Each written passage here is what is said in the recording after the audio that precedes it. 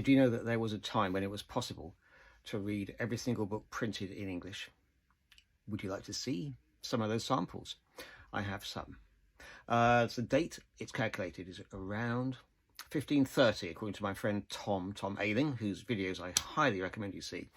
The first thing I got here is something printed towards the end of that era, printed in England, printed in English, printed in London, printed in Fleet Street, in fact, and it is in this book. It's mine, called Winking the Word, and the book is actually a history of his printing, but this loose leaf has been inserted into it, which if I hold it up for you to read, it's written in English. If you look carefully, you'll be able to see the text. It's like a Germanic font. It's called The Golden Legend. And the interesting thing about this particular book is that way before Bibles in English were permitted, this had elements of biblical stories in it, Adam and Eve, etc., that effectively means early editions of this were the very first book ever printed of the Bible in English. I also have a second sample of a page from that particular book, which is here. So I bought them separately from each other. This cost me about £150, and the other one cost me about 200, a remaindered library book. And this is the life of St. Urban. And again, there's a nice wood print on it here of him as well. And let me know if you've got any questions about it. So that is fascinating. But I've got something even earlier for you. One of my prized possessions. It cost me £600, and I do take it out on the street to my special tours. So if you come on one of my tours, you may even get a chance to look at it yourself. Have a look at this. Okay, just look at this. This was printed by a man called William Caxton. Now, Caxton brought printing to this country in 1472.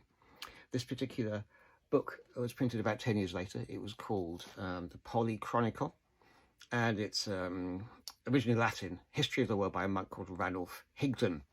This particular section, again, it is in English, although it's got that Germanic font to it. You can see that it does have what's called rubrication, which is when the initials were of first letters in the words sentence were hand lettered.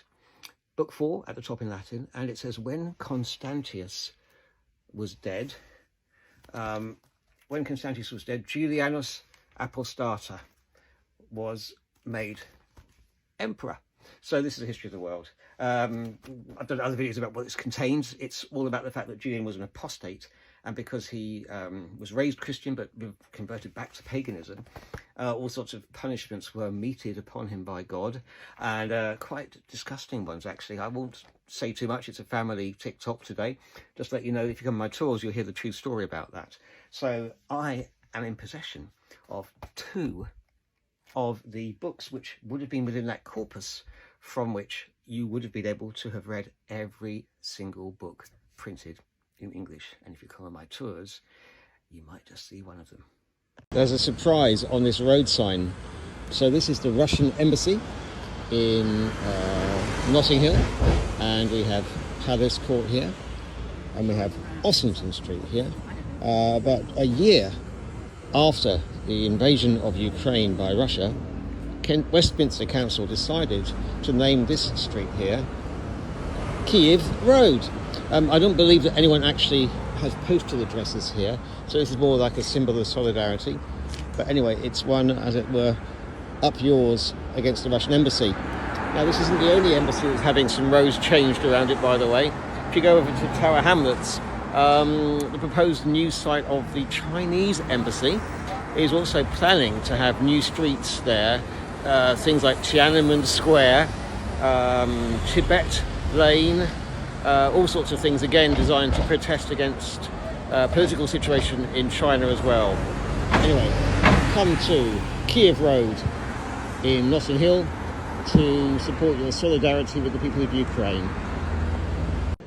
So I'm at the Imperial War Museum. I'm about to see the Spy exhibition, but I'm going to stop briefly because this person, Phil here, has offered, at my request, to talk about this bizarre, strange medal. So, tell us all about it. So this is known as a dead man's penny, colloquially, but it was issued in the First World War, after the First World War, to everyone that lost a loved one in that conflict.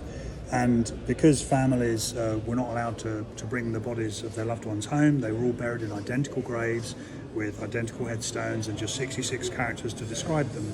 This was so that the families would have something to remember their loved one by. And it was designed by public competition, and on it has Britannia holding the trident, carrying a laurel wreath to represent peace, with the British lion below it, and then below that is the lion tearing apart the German eagle.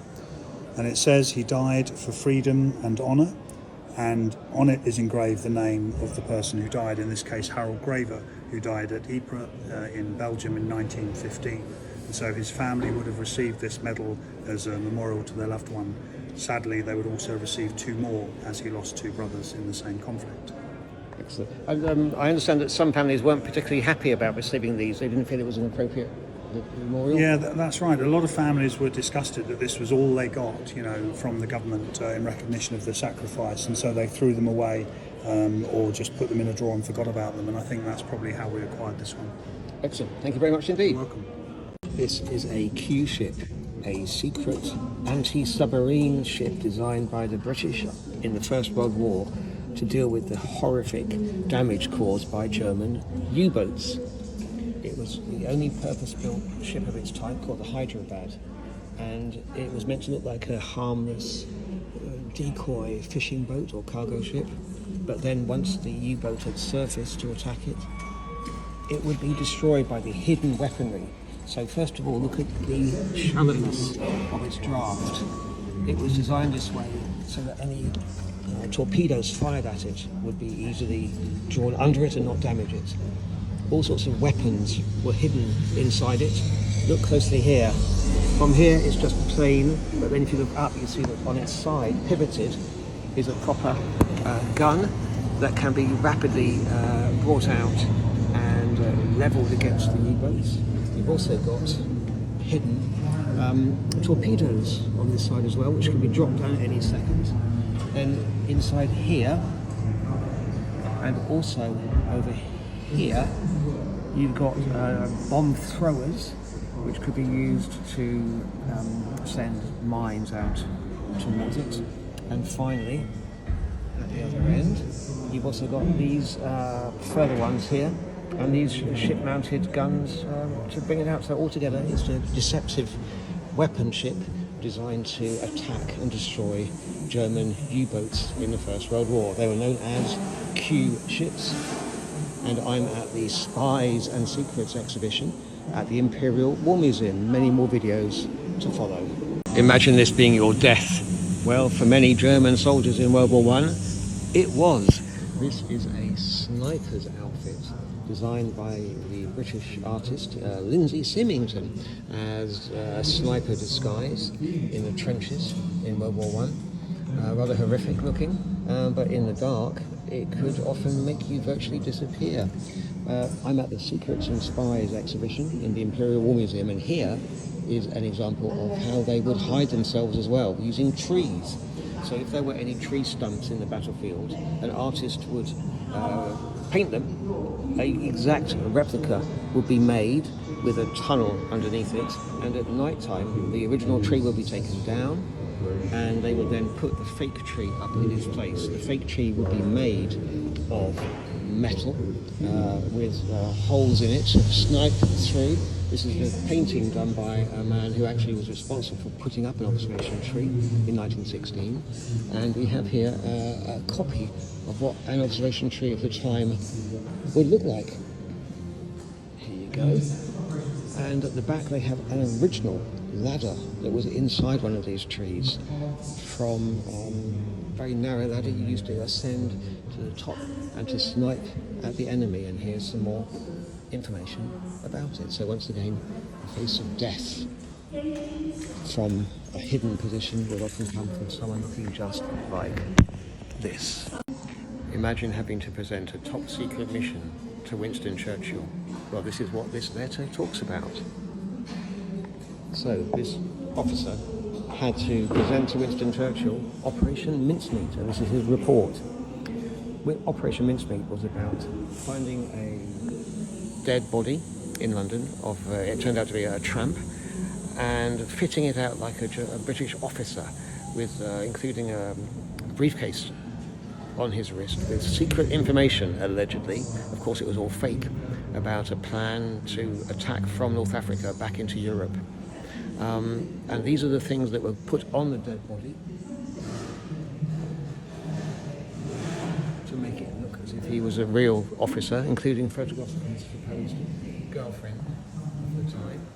And this is an oar from the submarine that was rowed out to drop the body by the Spanish coastline. And in the report from presenting it to Winston Churchill, he says he found him in bed smoking a cigar surrounded with papers and cabinet boxes. And after explaining the scheme to Churchill, they said there was a risk that the body might be lost or not picked up by the Germans, in which case he said, we'll have to get the body back and give it another swim. And pause to read this. This is the entire outline for Operation Mincemeat, which has now been turned into a very good film, but also a musical. And this is part of the trickery. It was a message designed to be hacked by the Germans, requesting urgent recovery of the information that was found with the body, so the Germans would believe that it was worth capturing and believe that it was actually real, top secret reports. And this is finally a report from the naval attaché in Spain, informing them that he believed the Germans have actually taken it hook, line and sinker, swallowed it. And as you can read at the bottom of this introduction here, when the Allies finally invaded in Sicily in July 1943, it came as a complete surprise to the Germans, who were totally hoodwinked by this famous Operation Mincemeat. I'm going to record a quick sped up version of a trip around the HMS Victory. And here it goes. I'm going to shut up.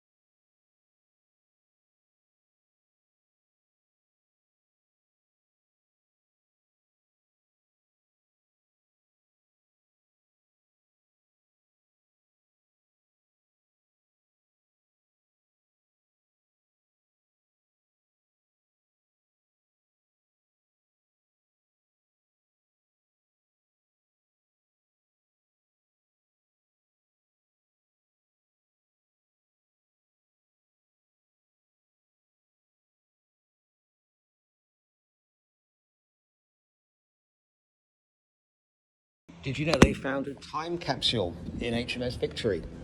At the moment, the ship is being restored. They're peeling away the entire hull on both sides, revealing the decades of additional. The someone's office is in here. That's a great place to work, isn't it? Different types of wood that have been added in over the centuries, some of which are completely inappropriate. Originally, it was oak. At some point, they added in teak, which isn't too bad, but then they added in Iroquois, which is awful because it corrodes easily, apparently. And when they were uncovering the different layers of history here, they found this. So this sort of deliberately aged piece of paper, in fact, only dates from 2002, and it was put in there almost certainly as a sort of a time capsule. It was actually discovered here, hidden between the lining of the entrance to the ship in the carvings, and it's got various prices there. Which, to be honest, with inflation recently, makes it look even more aged than it actually is. This is an example of the Iroquois wood, which was used between 1970 and 1990, and it's all being removed. And one of the staff here has told me that they're planning to replace, I believe, as much as possible, everything here with back original oak, which ironically is going to be sourced from France because there's a lot more of it left there nowadays, which is very, very ironic, to be honest. Here are a few of the other things that were found during the renovation of the hull. So it's a bit of like a time team type experience here. And I'm going to go on board the ship in a minute. So my wife and I have just bumped into this amazingly stylish couple. And Sally here has introduced James and explained to me that he is an author. And he's here in this wonderful bookshop, Rye Books, to promote his latest book, which is called Love in a Lost Land, and I'm going to buy a copy and he's going to sign it for me, but in the meantime I've asked him to say a little bit about the book. Thank you very much, David. Well, my name, as you've heard, is James McManus. I'm the author of 8 books, and the latest book, Love in the Lost Land, is, as all my friends tell me, and some of my enemies I may say, and I do have enemies, the best book I have written. And that's probably because it's a first-person narrative based on my experiences in Africa in the 1970s for the Guardian newspaper when I was the Africa correspondent for that esteemed journal. And Rhodesia was then the prime pump for news from Africa. And we've all forgotten about Rhodesia, quite rightly in many ways. It was a rebel racist regime. And in that regime, I witnessed the struggle for liberation by the black majority against a surprisingly valiant white minority. And I can never understand why they fought so hard for what was obviously a losing war. The heart of the book is an affair between a white magazine writer and a black African teacher who taught English to her students in the township school and reveled in teaching them Shakespeare. And she always explained that what Shakespeare really did for these young people was give them language. And they loved the language of Shakespeare because it was full of fire, love, glory, battles, blood. And that's exactly what made her a very famous teacher in the townships. Brilliant. Hey, excellent. Hey, wonderful. Fantastic. And I'm going to, as I said, I'm going to buy a copy, get it signed. And yes, I'm going to buy a copy now. Thank you very much for that prompt. This is a dummy head designed to attract sniper fire in the trenches in World War I. It was made of paper mache and it would be raised above the trenches, just as shown in this drawing here. And sometimes they would even put a cigarette in it with a pipe going down that would allow the operator to actually smoke the cigarette while it was in operation. And if it was eventually shot at by a sniper, they could actually pull the head down and check the direction of the bullets running through the head to triangulate the actual location of the sniper and fire back at it. And here is an example of women making these papier-mâché heads. Here's another factory location in which they're being actually painted to have the accurate verisimilitude of life. And this is the man in the story behind him, Hesketh Pritchard. What a great name for an officer. And here is his life story. And here is an example that even in World War II, in Tobruk in 1941, they were using very, very similar techniques 19 years after the death of Hesketh Pritchard. Can you tell who these people are? This is the former Westminster City Hall and Registry Office, and probably late Victorian from the terracotta. But on it, I've noticed these reliefs of people's heads, and I've not been able to find anywhere on the internet that says who they are. This is, I believe, John Milton. This is Dante. This is William Shakespeare. And I suspect that this is probably Francis Bacon. We do have Queen Victoria here and her son over here, Edward VII. I don't know who the busts are above them, but they're not literary, obviously. Nobel Prize for Literature winning Winston Churchill. Then here, this looks like Bunyan maybe, perhaps, or one of the Puritans anyway from his outfit. That looks like Chaucer to me. This is like a Tudor figure, maybe Walter Raleigh, one of those figures. And finally here, this probably is William Blake. But if you've got any better idea about who these might be, especially the ones I haven't identified, let me know. So do you want to hear the story of how I took on Tesco and beat them? Well, I noticed that the prices for the herbal teas here by Pucker were all shown in different ways of measuring them, in 3 items, just one next to each other. You had one was priced per 100 grams, one was priced for a kilo, and one was priced per tea bag. And I just thought, good God, how can they get away with this confusion on the same brand even, let alone the same type of product? So I had a lengthy conversation with the customer support over several months with about 15 different people on X, Twitter, and eventually they said, yes, we've agreed that nationally we will be revising how we price our tea products, and you have won effectively. So I beat the tea inspector at Tesco, and now they have a fully assigned variety, which is why probably their nighttime ones are now exposed, as it were. Well, obviously it's just per cup anyway, so it doesn't really matter, for being the most expensive of all their varieties. And the prices have gone up. They used to be $2.99, I remember, a couple of years ago. Anyway, I'll add some more images on here to demonstrate the variety of hoops I had to go through with Tesco to beat them at their customer service game. Bye. If you want to see the most important book published in the English language, come to the Empty exhibition in the Guildhall Library. Here's the guide, which I'll be reading from. Look at the treasures worth millions and millions of pounds that we have here. This is the Guildhall Library's own edition of the first folio, published in 1623 by 2 actors, Hemming and Condell, who lived just round the corner. And of all the editions, it's the most, as I said, important book published in the English language. And this copy is prized as being one of the most perfect and complete of all the first folios, of which some 250 survive. So it's worth £15 million, maybe. Obviously, it's never going to be sold. Unbelievable. This is, sadly, they do not have an original copy of the second folio, just the replica here, but they do have both a third and a fourth folio here as well. And you can see here the extra plays that have been added into it, which nowadays I believe only Pericles is actually considered to be a genuine Shakespeare play. So a bit more about this, reading from the guide. This is the first time that 18 of the 35 plays considered to be the Shakespeare's corpus ever appeared in print, without which we wouldn't have things like Macbeth, etc., etc. So again, huge debt owed to them. And there were some other amazing Shakespeare relevant books here. The funniest of the lot is in this fourth case over here. It's called the Shakespeare Travesty, the Macbeth Travesty.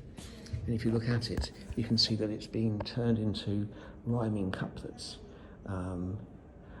including this very funny one from Lady Macbeth, who says here, "I've told my story again and again, but I'll tell it once more to make it quite plain, how I, the wife of Cawdor's Thane, am the biggest rascal in Dunsinane. How that night, when all was ill, and Macbeth of wine had taken his fill, I urged him, much against his will, the king for to go, and to take and to kill, read to row loo, etc., etc." We've also got here You know that there's been controversy recently about texts being changed to reflect people's modern sensibilities. For example, James Bond and also Roald Dahl. Well, this is the first one of that lot. A man called Nahum Tate, a famous writer, created his version of King Lear here. And he changed the plot entirely to give it a happy ending, if you can believe. And this became the effective produced version for a long, long time in the 18th century. It was approved of by Samuel Johnson, who'd seen the original and felt it was just too sad. And in the end also Cordelia survives and she marries Edgar. So just imagine, unless people have changed their ideas, this would be the version of King Lear that we would have with a happy ending, more of a comedy than a tragedy. Anyway, if you get the chance to come to the exhibition, please do so. It's open until January. It's in the Guildhall Library, right in the middle of the City of London. And there's something special around the corner. If I look through the window here, out the back of the building, on the other side of the little park over here, you might just see the base, a plinth of a sculpture here. This is dedicated to the first folio. It's got Shakespeare's bust on the top, but it names the two men who created that first folio, Hemmings and Condell, who lived in the area and who were buried in the churchyard that used to be here until it was destroyed in the Second World War. So come to the Guildhall to see this amazing Shakespeare First Folio exhibition. So the story behind this building is, don't piss off the architect. Okay, so this is an ancient Christopher Wren church in the middle of the City of London, and the building next to it is a late Victorian building. Now, the vicar of this church was really litigious, and when he discovered that the drawing plans for this building were just 1 inch jutting over into the churchyard, he complained, and they had to entirely redo the building at great cost and expense. The architect took his revenge on the vicar, however, as he modelled one of the 3 gargoyles which you see here on the exterior of the building on the face of the vicar himself. So who had the last laugh here? The architect or the vicar? St Peter Cornhill, City of London. This little sign reveals nothing of the astonishing history of the organisation who used to be based at this office in the centre of the City of London. So they started out as a non-conformist religious society, and they stood here in South Place, right next to Liverpool Street Station, again to the road. But then gradually through the 19th century they moved to Unitarianism and then Universalism, and finally after a very, very convoluted journey, they actually gave up Christianity altogether and became what's now known as a humanist society. Can you imagine a religious group en masse deciding to convert to effectively atheism? That's what this group, under the leadership of Moncure Conway in particular, did. They've moved now to Red Lion Square, Conway Hall, and it's the home of the British Humanist Association, who are fervently anti-religious and no longer support any type of Christian or any other faith observation. And yet they grew out of a non-conformist religious group that started in the City of London and stood on the site of this newish building. If you want to see some really expensive wine, well, come with me to Ueno, not Wino, Ueno. We're in the marvellous Royal Exchange. So Ueno is like, you can invest in wine and they'll store it for you, is that correct? Yeah, that's correct. Excellent. And in here we have some incredibly expensive bottles of wine, which I'll talk about later. But Louisa here has just shown me a very unusual instrument I've never seen before. So what is it for? So this is when you don't like to open the bottle, just pour yourself a glass. Mm-hmm. You can use this device. The needle will go through the cork. Yeah. And then some gas will go into the bottle and the wines will come out from here. So it allows you to keep the bottle safe, and then you can... Yes, for and it preserves a few months. Wow, fantastic. Yes, excellent. Okay. So people can invest in wines and they sell them from here if they want to get rid of them. Yes, that's right. Excellent. So I always ask you the same thing. What's the most expensive bottle of wine in here? Right. We have Domaine de l'Aromatique Conti, 2015, one of the best vintage as well. that he sells for over £40,000. Marvellous, okay. And have you tasted it? Or... No, I didn't taste it. I didn't have the fortune yet. Very good. Maybe one day. Excellent. I'm not going to try to steal it, honestly. So what other expensive bottles have you got here as well? Well, here we have a very good selection of champagne, the premium brands. So you can recognize Krug, Dom Pérignon, Taittinger, Ruinart, Cristal. So obviously those are Is this the Cristal? Oh, yes. This is Cristal. Excellent. Okay, very good. Well, in that case, what else? The Wall of Fame. The Wall of Fame. We name it this way because we put 30 bottles as an example of the best producer from all around the world. Yeah. Italy, France, Spain, Nothing for Britain. Not yet, not yet, but Britain is catching up quickly with sparkling for sure. Excellent. Okay. Well, sadly, I don't drink alcohol, not because of any health problems, just I don't like the taste. Otherwise, I would be salivating here. But anyway, thank you so much, Louisa. No worries, my pleasure. But imagine being martyred by being barbecued, grilled to death. Well, that's what happened to the saint in this church, St. Lawrence.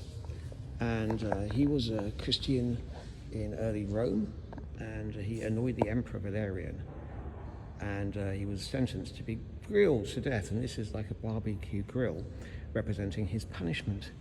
You can see again behind the altar, he's also holding his instrument of death with him. Now, he is the patron saint of comedians, and my wife is a comedian, so he's her patron saint. Why is he the patron saint? Because while he was being barbecued to death on the orders of the Emperor Valerian, he is rumoured to have said to his tormentors, this side is done, please flip me over. And that's how he became the patron saint of comedians. This church was totally destroyed, apart from a few small sections in the Blitz in the Second World War, and the fire spread to the very gates of the treasure house inside it as well. But luckily, as is revealed in this letter here, the fire wardens were brought out, and they eventually cooled the strong room door and doors with water to save it. This is 1946, 5 years before. And eventually they had to bring in an expert safe breaker to open the vault, and they retrieved all the gold or silver goblets and chalices from it. So you know those crappy t-shirts? My daughter went to London and all she got me was this t-shirt. The Romans had the same idea. This is the exhibition of everything that was uncovered or part of during the foundation of the Mithraeum excavation in the Bloomberg headquarters in London. Many things from everyday life, including well-preserved wood in the river that was here. And these are styluses, or styli to be Latin, and they would be used to write letters. How would the Romans write letters? They would get a little fur tablet that was hinged. The bevel would contain wax inside it, and they would use the styluses to inscribe the letters. Sometimes it penetrated the wood beneath, and because the wax has long perished, we only have that to go by. Some 200 letters were uncovered here that actually have inscriptions on them, but one of the styluses, only one of them, also had a message on the side of it, and it said, I have this sharp present, I'm sorry my purse isn't enough to get you something any better. So it's exactly the equivalent of that rather insulting t-shirt that's now worn all over the world wherever you go. So the Romans themselves had a fantastic sense of humour. These are tablets that give you information about everything that's been found here, and two things are really fascinating. First is this inscription, the very, very first ever mention of the word Londinium, or London, the Latin name for London. And secondly, this tablet over here, apologies for this, which includes on it, you can't read it, the very first ever written commercial transaction discovered in the city of London. It's got a date on it. It's dated 57 AD, that's 14 years after the Roman invasion. And yeah, you can read the letter if you buy the book, London's First Voices. No, we're not in Starbucks, despite the mermaid's appearance. This is not a Starbucks mermaid, this is in fact dated 1669. This is the Mercer's Maid. She is the symbol of the most important, the number one ancient livery company in the city of London. What are the liveries then? Well, they control trade, they're the ancient guilds. The earliest one with the Royal Charter is from 1155, the weavers. Mercers are number one because they dealt with, well, the word mercer comes from the Latin word mercator, which means trader, but in fact they really dealt with wool. Wool being a huge wealth export commodity from Britain in medieval times. If you know about the wool sack in Parliament, in front of it, that's demonstrating the value of wool to the nation. And they own buildings all over the city of London. They were created number one company, and they own a lot of streets in Covent Garden, for example. But this is, if you see her or her symbol on a building in London, that means it is owned by the number one ancient trade guild, the Mercers Company. And here's a bit more about it for you to read. Okay, very good. Okay, so we are standing in the piazza of Covent Garden. However, this hasn't always been a garden, even a market. Way back, after the Romans left London in around the year 410, the Saxons, who followed them, set up their own place around here. For many centuries, they called it London Wick, and this is where they stayed until much later on. Alfred the Great moved back to where London City is now. So this was originally where the Saxons were based. After that, it became land owned by the church. Westminster Abbey, in fact, had their gardens here, which is where the term Covent or Covent Garden came from. However, after Henry VIII dissolved the Catholic monasteries in the mid-16th century, this land, amongst many others, was given to his favoured aristocratic families.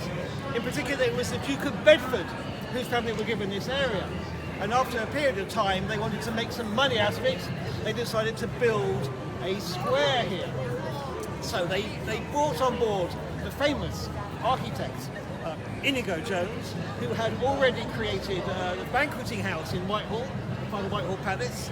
He was very influenced by Italian and French trips he'd seen to the architecture there. So where we are now, to your right, he put the church, which you actually can't quite see from here, I'm afraid, but it will be the next stop in fact. But he also built 3 rows of grand houses around the edge of this area. And it became the trendiest part of London to live in. For a couple of decades at least, the wealthy people flocked here, they bought the houses around here. It was the first proper square, in fact, laid out in London. However, over time, a small market started to develop in the centre of the laid out gravel area we see in front of us now. And the market itself attracted a slightly lower class of reputation. So the wealthy people who had moved here moved westward towards new squares being laid out, such as St James's Square, which you may see at a later walk. This then developed, the market became more and more important. The shops and the coffee houses and the inns and the ale houses and the bagnios. A bagnio is a name for a Turkish bath. As you might suggest, these are slightly going down and down, the social acceptability. They also were a lot of brothels here as well over time.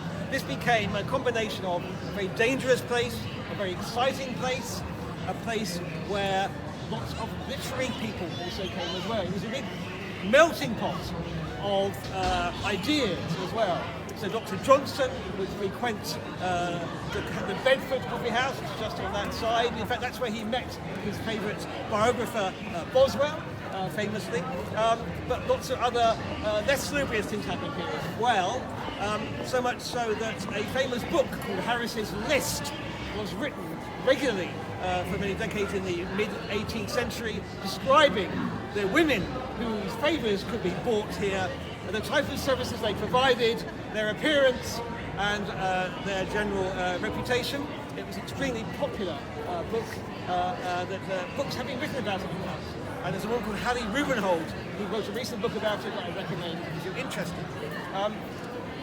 Later on, the actual building in front of you see now here in the 1830s was built as a market It's named after Martyrdom. Mr. Fowler was the architect, and Mr. Cubitt, who was the son of Thomas Cubitt, the famous builder, built this as well. Now, as you may have heard before, lots of entertainment also happens here as well. Street entertainment. And I'm going to show you a little example of the type of entertainment that could happen here also. So as you can see here, we have 4 cards, 2 kings and 2 fives. How many cards? 4. Let's have a look. 1, 2, 3, 4. Very good. Okay, the second question is this, and this might not work. Okay, what card is that? What card? Yes. 5 of diamonds. 5 of diamonds. Hold your hand out, please. Excellent. Right. The second question is this. What card is that? 5 of spades. Hold your hand out, please. Excellent. If those are the 5 of diamonds and the 5 of spades, then that means this is the 2 kings. Yep. Okay. If I have my hand out, if I do this, and that, I'm going to make the 2 fives change place. Turn them over. And you'll see that the 2 fives are here. And the kings are there. Thank you very much. This painting appears in a James Bond film because it was stolen, and when the Bond film was made it had not yet been recovered, so they placed it inside Dr. No's castle, and Sean Connery walks past it without saying anything. So it was actually stolen by a man or his son, depending on who you believe. Watch the film The Duke to hear more about it, who was protesting against pensioners being forced to pay for their television license, ironically, because that's been put through again in the last few years. The painting is by the famous artist Goya, and we are in the National Gallery. So it was stolen from here, I think in 1961, 62, a daring recovery, and eventually, when it was handed back, the man was prosecuted, but all he was charged with, for some bizarre reason, was the theft of the frame. And if you see the film, you'll see the true story, or as much as we know. But this is a James Bond related painting in the National Gallery, stolen allegedly to order by the Bond villain, Dr. No. Prince Charles here. Down the steps, we've also got the amazing Roman amphitheatre. It was only discovered in the late 80s. Free to visit, on display here as well. But in the Heritage Gallery, like I said, we've got one of the rarest books in the world, one of the most valuable on display. It is here. This is the best copy available of Shakespeare's First Folio, printed in 1623. There's the famous front piece from it. It's one of the most valuable books in the world. This is one of the best preserved editions available of it, owned by the Corporation of London. Shakespeare's First Folio of 1622. 18 of Shakespeare's plays appeared in this book in the first time. They were never published before, so this book is what we owe to half of Shakespeare's corpus surviving us as well. We've also got Shakespeare's handwriting. We've got a copy of Shakespeare's signature over here as well. Look, this is the deed for a house that he rented or bought, and down here at the bottom, just here, that is one of 6 in the world copies of William Shakespeare's own signature. So 2 precious, precious items on display in the Guildhall Art Gallery, Heritage Gallery at the moment. Please come and visit. Do you want to see the oldest printed map of London? It's here. This is a copy of it, right? The Agas map from 1561, so the time of Queen Elizabeth I, 100 years before the Great Fire of London. But the street layout you see here is still the same as modern-day London is, despite the fact that the Great Fire of London destroyed everywhere. So let's look at what we've got here. Some famous landmarks. So we have here St Paul's Cathedral, St Paul's Polish Church. We have the wall, the Roman wall, which stretched as the River Fleet. This is Fleet Street along here, as was. Smithfields, where the executions used to take place, and the market animals. The Roman wall that stretched up with all the gates, Cripplegate, Moorgate, Bishopsgate, Houndsditch, Aldgate, etc. We have the Tower of London, as was then as well, Tower Hill. We have the London Bridge, the only bridge across the River Thames at the time until 1750, when Westminster Bridge was created. We also have bear baiting taking place here. The bear baiting, also the bull baiting as well. And around here would also have been the Globe Theatre. All the different wharves that would have had various fishing boats or docks, etc., etc., unloading or loading from them as well. And this was, as I said, the City of London. We've also got here more fields in which people are laying out their washing to dry, and people are practicing bows and arrows as well. Up as far as Finsbury, which was just an empty Shoreditch. This is all just farms at that point as well. And but all these streets here still survive, and you can visit them now and see how changed the types of buildings in them are, but the layout is the same. So this is the famous, and you can read about it here, the gas map in the Guildhall Heritage Gallery. Follow me on a tour, a whistle-stop tour, via the painting Whistle Jacket of what's known as the enfilade, which means a long series of rooms that are connected through doors. And we are in the National Gallery, and I'm going to show you the entire length of the famous enfilade and some of the paintings on the way. Gainsborough, the painter's daughters chasing a butterfly, a lovely, lovely painting. And this is those two daughters with a cat. You can just make out the cat down there as well. Let's carry on down the enfilade. Let's not lose our steps. I think there are like 11 separate doorways through this collection, leading to the other end of the National Gallery.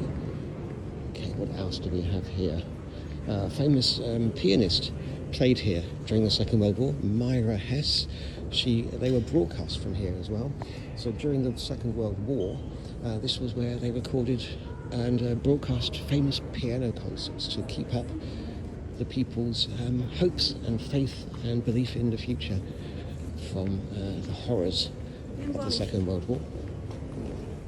Okay, some Canalettos here. Let's go through to room 39. I'm trying to avoid doing people's faces, not because it's illegal. This is one of my absolute top paintings in the gallery. The Stone Mason's Yard by Canaletto. Haven't got time to talk about it now, but I'll come back later. Absolutely incredible painting. Right. Okay.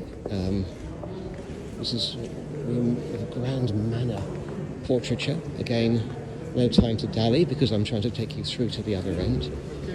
But you must come to the National Gallery if you're able to do so. It's a treasure house of some of the most incredible skills and interesting painters in the world. Okay, we've got, this is another gorgeous, gorgeous painting, The Ambassadors by Holbein. And if you angle the camera down this way, you can just about make out here the skull that he's foreshortened in it as well. There's so much detail in this painting that I would spend an hour discussing it if I had the chance. Carrying on down the enfilade.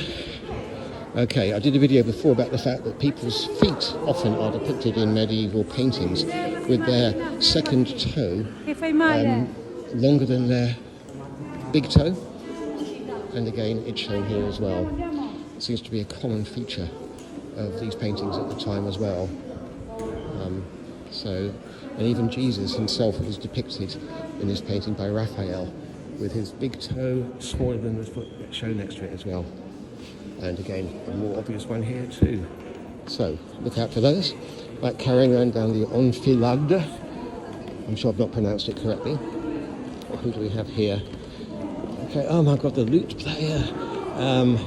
Absolutely fantastic painting here by a man called Costa. A concert. I used to have this on the cover of a mid-age music album I had when I was a teenager. Oh no, and we can't carry on. How annoying. The enfilade is feet on feet. It's broken here. We can't go through. Oh well, let me take you to Leonardo anyway, and the lady, the Madonna of the Rocks, which again is incredible. This is a second painting. This is another one of its same title was commissioned earlier. This is the second one, which in my opinion is actually greater, but I haven't got time to talk about it. The Madonna of the Rocks. This is a horrific statue in the Royal College of Veterinary Studies, where I've taken my poor dog. Hopefully he'll be better. It's based on Macbeth. Sorry, I didn't mean to quote that phrase there. And these horses are attacking each other. And the line around it says, and Duncan's horses, a thing most, something and something, and beauteous and swift. I'll put the full text up in the comments. And swift minions of their race, turned wild in nature, broke their stalls, flung out, contending against obedience. Against obedience. Oh, damn, I can't read it. It's too obscured. And they would make war with mankind. 'Tis said, they eat each other. What an unpleasant way to commemorate an animal hospital. Well, at least they would have been looked after by vets afterwards, I suppose. And this is more detail of it. Did you know that St Paul's Cathedral has not one, not two, but 3 domes inside it? And you can see them all in this display here. So number 1, number 2, which is a brick cone, and number 3, which is what you see when you look up from the ground of St Paul's Cathedral towards the painted roof.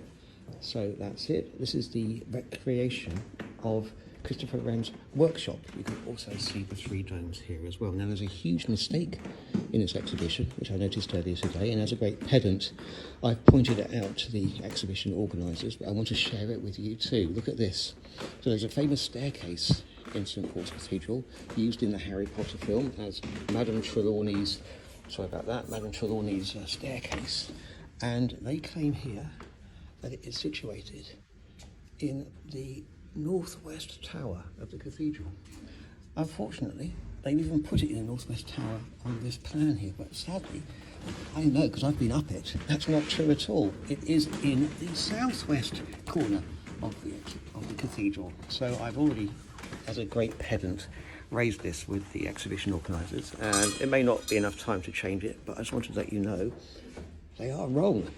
So there you go. Anyway, if you get the chance to come to this fantastic exhibition, please do, and find out huge amounts about Christopher Wren's workshop and his life.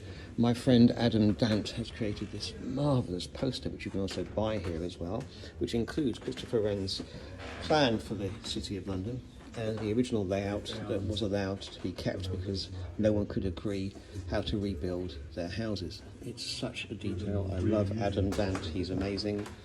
And come to the Guildhall Art Gallery.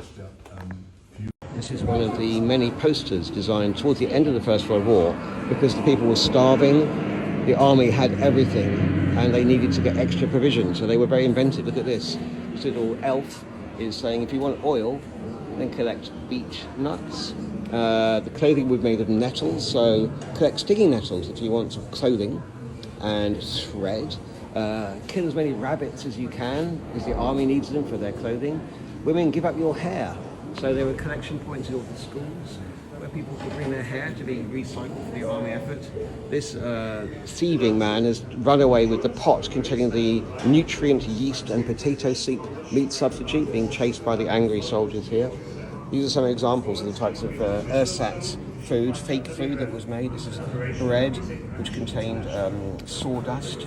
Amongst other things, tobacco contained tree bark, coffee from roasted barley, and 500,000 civilians died because of the blockade of German ports during the First World War, and only the rich could really get what they wanted. Let's look at some ancient river steps. So I'm in Wapping, and this tiny alleyway leads directly to the river. This is called New Crane Steps, or stairs, which suggests that there was an older one. The first reference to this one is in 1682, and there was a wharf here, and unfortunately it's not low tide now, so I can't take you directly down onto the riverbank to do some mudlarking, which I've got a license to do.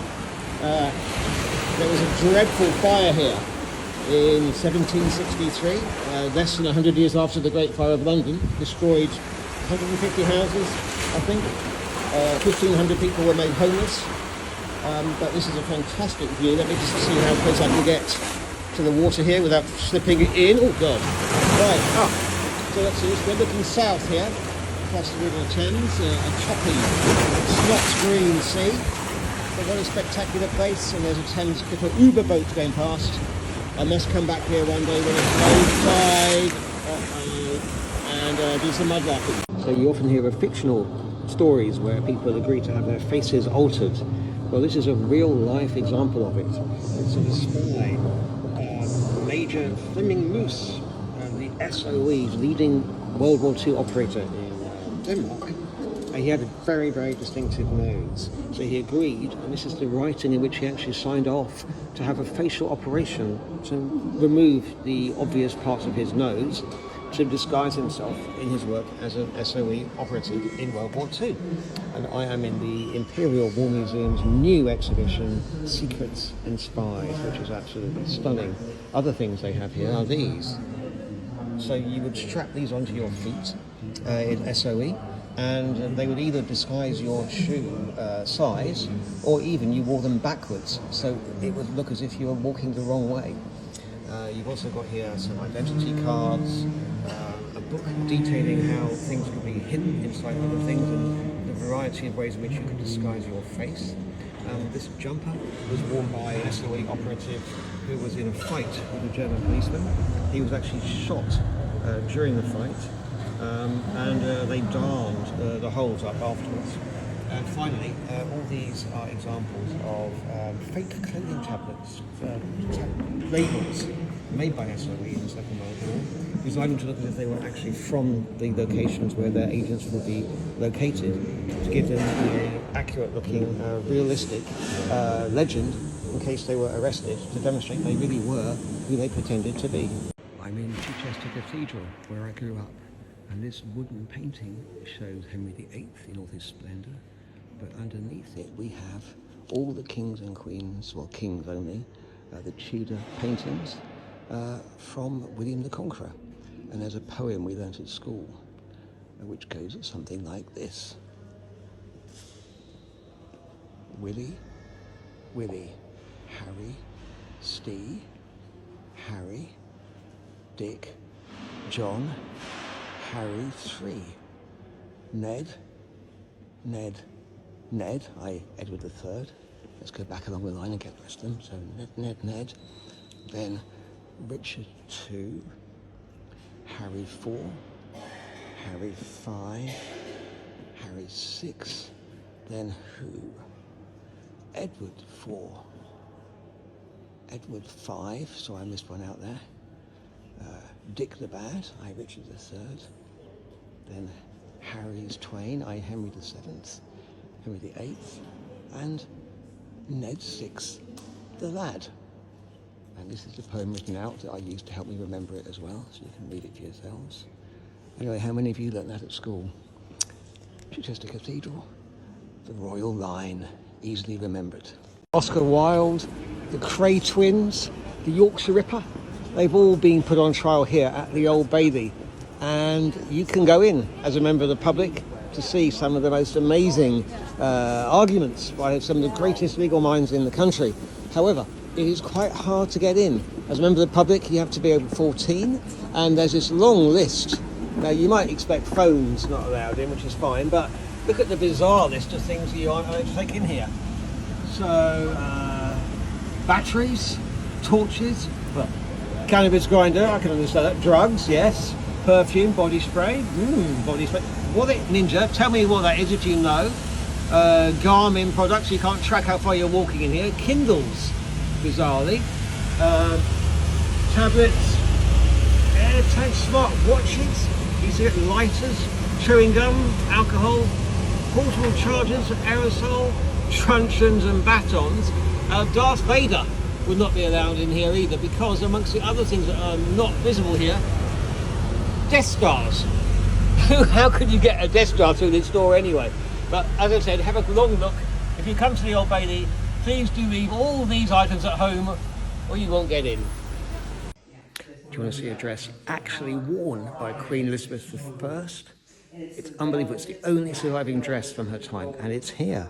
It's called, well, nowadays it's called the Bacton altar cloth because it's been converted into an altar cloth. And this is her wearing a similar dress, the famous rainbow portrait So this is how she would have worn it originally.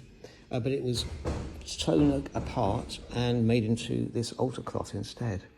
And it contains within it amazing details. First of all the plants here have got this really bizarre ending on them, like a horseshoe shape or something. But what have we got in here? Well, there's a frog. There's lots and lots and lots of worms, including one big old snake, maybe being attacked by a bird here. But look up here, and you've got a boat. And the boat is in trouble because it is being threatened by a sea monster. The story is here. This is the end of the sea monster's tail. There's a lovely bear here as well. Here also, you have to imagine that this incredibly delicate dress was actually worn by Elizabeth I herself. It's the only surviving dress of Elizabeth I. And this is at the Gold and Silver Wire Drawers exhibition in the Guildhall Art Gallery. Look at this passing alley. Now, I've just read, though it could be a rumour, that the A here is a recent it's a euphemism, and in fact it was an I before, and this was a popular London borough of Pislington, Pissing Alley. This was indeed a local spot in lieu of a loo. The word spy should be added to this monument. Who is it? Edith Cavell, executed by the Germans at 2 a.m. in Brussels for allegedly being a spy. Well, the truth is, she really was. It was denied by the authorities for many years until, I think, 2015. And then a few weeks ago, even more detail came out. She was working as a nurse, and after she was shot dead by the Germans, she became a symbol of their brutality that was used not just in the First World War, but in the Second as well, as a rallying cry against the Germans. So humanity, devotion, on the other side, fortitude, with the famous Lion of England, and finally, sacrifice. Well, that's true enough. She was, as I said, running, it's being discovered, a whole network of spies in Belgium using secret codes, and she was the actual leader of the whole network, not just an agent.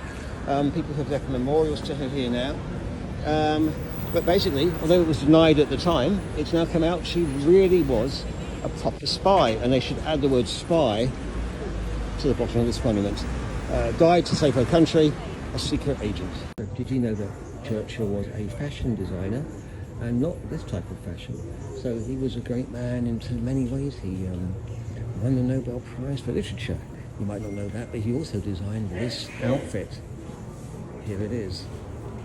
It was called the siren suit, or the romper suit, and Churchill personally designed it himself. He wore it on many occasions. It became a fashion accessory. He was quite a big man, as you can see here, but this was his own design. It was like a one-piece zip-up suits. He had them made in a variety of colours and materials, and in Britain, people began to copy this Churchillian fashion. It looks like a big baby to me, but anyway, this is Churchill's own fashion design. And here he is in a very natty outfit in Egypt in the Second World War. And here is an example of one of his cigars. He smoked about 8 a day, as they say, and while he was in the cabinet war rooms, he would throw his finished cigars behind him into a bin, and apparently the soldiers on duty would collect them after he'd left and sell them on the black market as mementos. I don't know why they call it this. They're called cockpit steps because there used to be a cockfighting pit here. You mean Yeah. during Victorian times? Yeah, no, earlier in Georgian times. That's a bit. Yeah, and all the royalty would come here. This was the No. aristocracy would come just here to see chickens attacking each other. I mean, it sounds ridiculous. They paid money on it as well. They had these betting. But this is the way it was. There's also a ghost down at the bottom as well. Really? Oh yeah. It was what happened was there was a ghost there, and a woman was driving a car here Yeah. in the 1960s, and she suddenly saw the ghost step out in the curve, and she crashed the car. And when she went to trial, she was let off because they believed her that there was a ghost or that she saw one.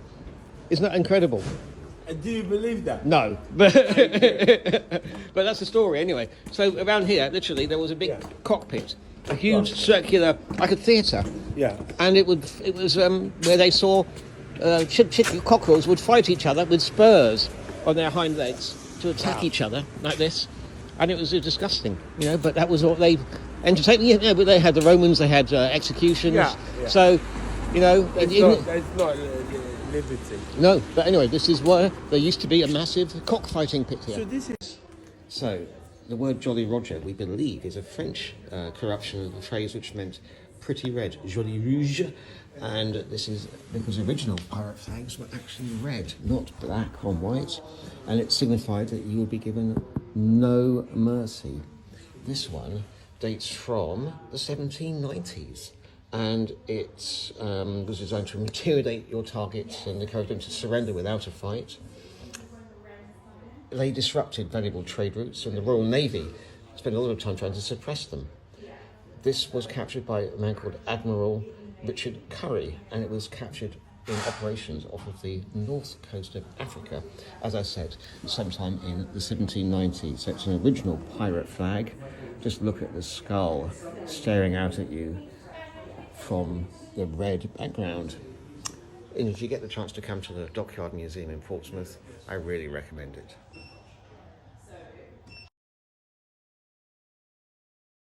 These cigars were used as a special code by these two German spies in the First World War. So spying in the First World War was very unsophisticated. There was only really post or telegram or in person to communicate. So this is the code cracked that was found that these two people used. And they would send messages in which they would say, ordering these numbers of cigars in this type, and this volume, etc. But what it actually meant was each type of cigar meant a different type of either location or a type of troops or military devices, etc. being covered. And they were then, the code was cracked. They were found guilty and executed in the Tower of London by firing squad. As I said, these are the cigars that were used to crack the case. Here are their faces.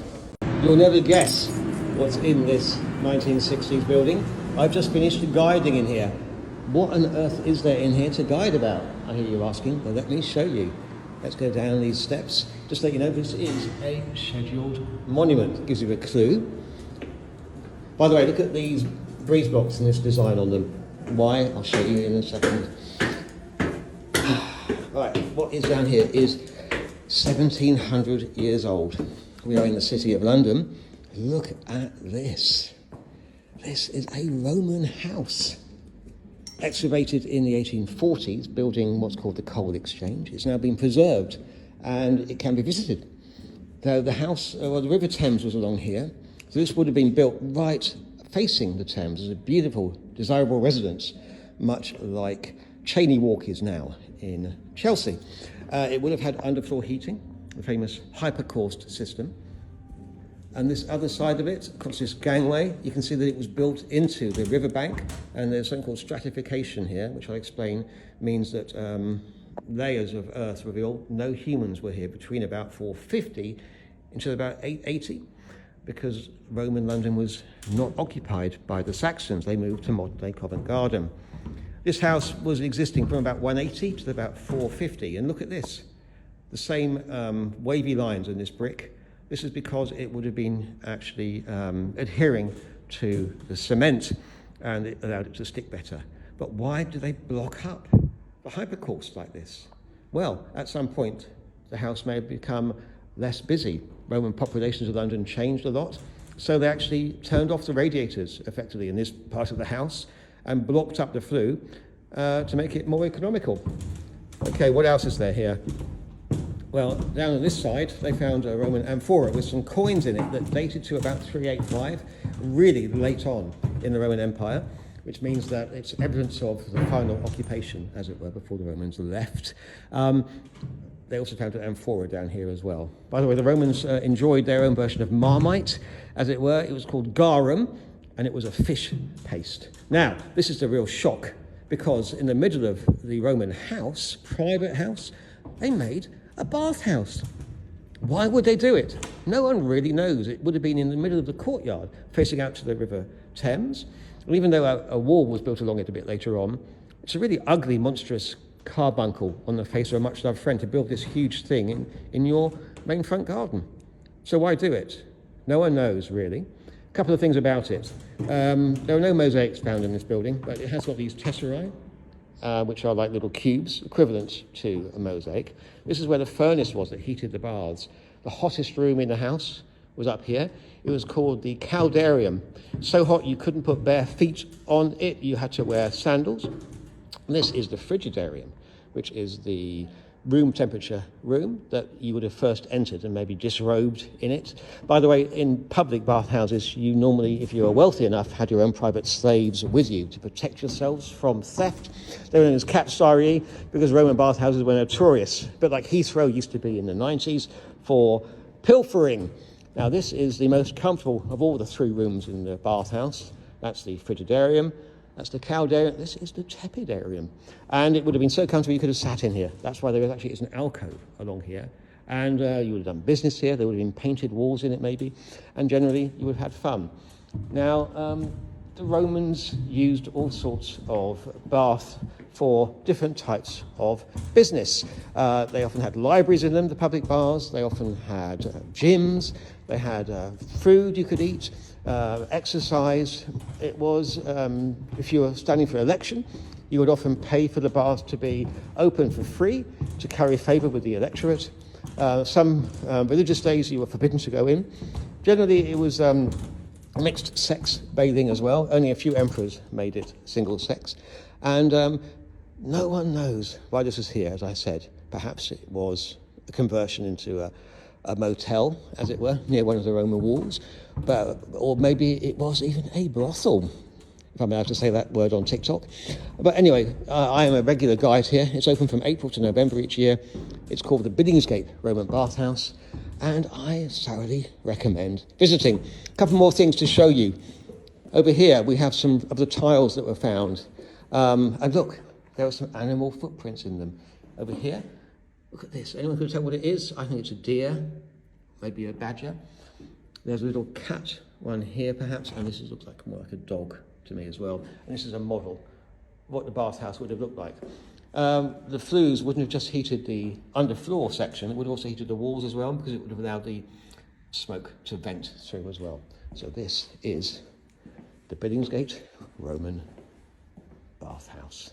We're going on a bear hunt. We're going to catch a big one. It's a lovely day. We're not scared.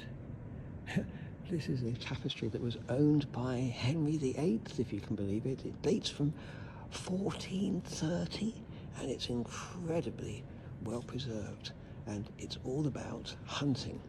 Look at these lovely little bears, lovely little Paddingtons walking around in the countryside. Well, unfortunately, they're being hunted, and this one's got a dog biting it. This one is hiding in a cave, desperately trying to escape. It's being pulled out by this hunter. We also have here this bear that's attacking back.